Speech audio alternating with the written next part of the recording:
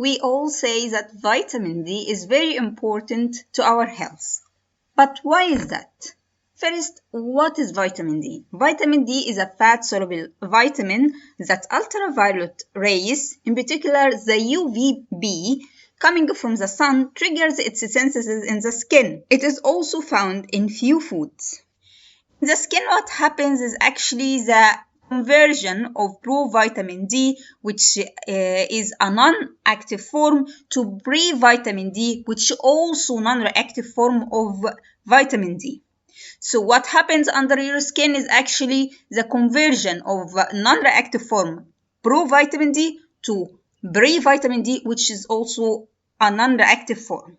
The pre-vitamin D is unstable molecule that isomerize by body heat into D3 that transported to the liver where activation process starts. In the liver, the hydroxylation of D3 into 25-hydroxy vitamin D happens.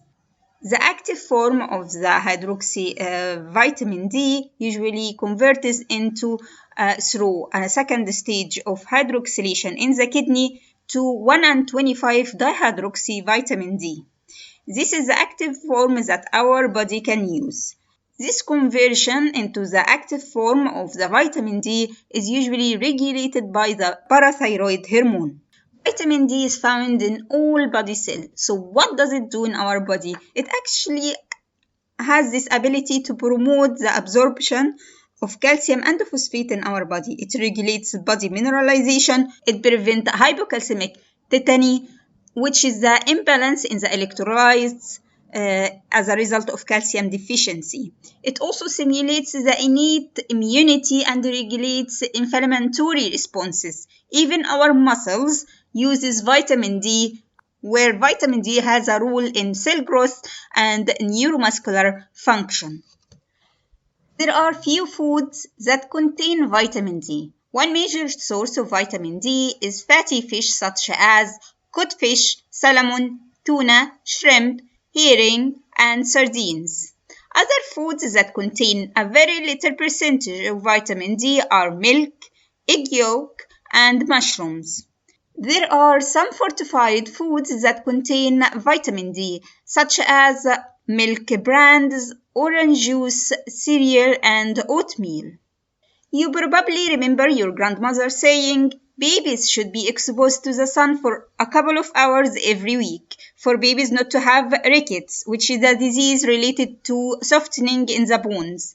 The sun is a main source of vitamin D. The UVB triggers the formation of the D3 in the skin. The problem is that the UV of the sunlight is reduced to 50% by cloud cover during winter, and 60% of the UVB is reduced by smog or pollution, where the sunscreen and the glass prevent the UVB from penetrating your skin.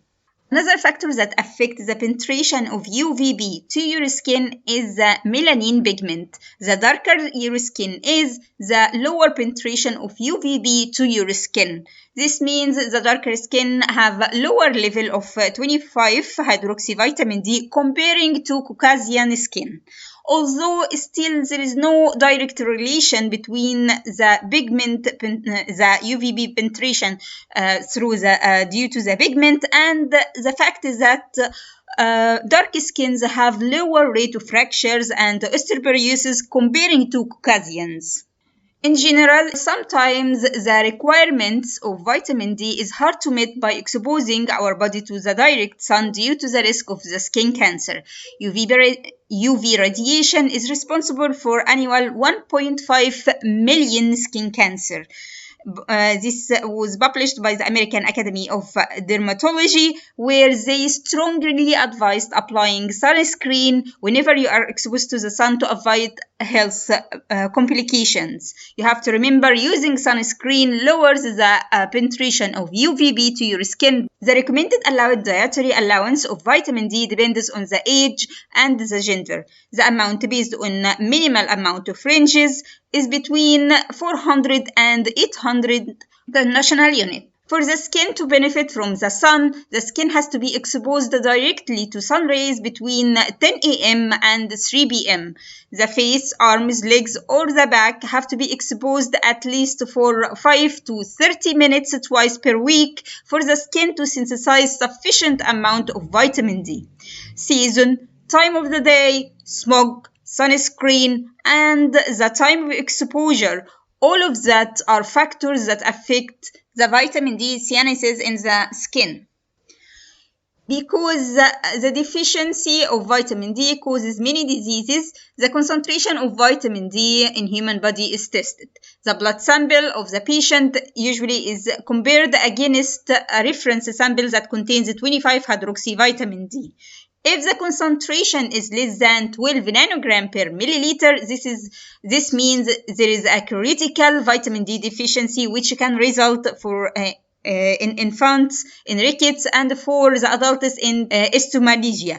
The amount between 12 and 20 nanogram per milliliter is considered to be inadequate. There is no overdosing from the sun or from the food. The fact is that any excess amount of vitamin D3 is destroyed by the sun if it is more than the body need, and also the food contains a very low amount of vitamin D, so there is no intoxication due to excess amount of consuming food that contains high vitamin D diet.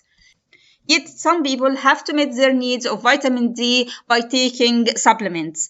The form of vitamin D in supplements, either D3 or D2, where vitamin D3 showed to be more efficient in increasing the 25 hydroxy vitamin D levels in the body. For people who need to meet their needs of vitamin D through supplements, they should take it with precaution due to the fact that excess supplementary intake can cause intoxication, which is related to many diseases.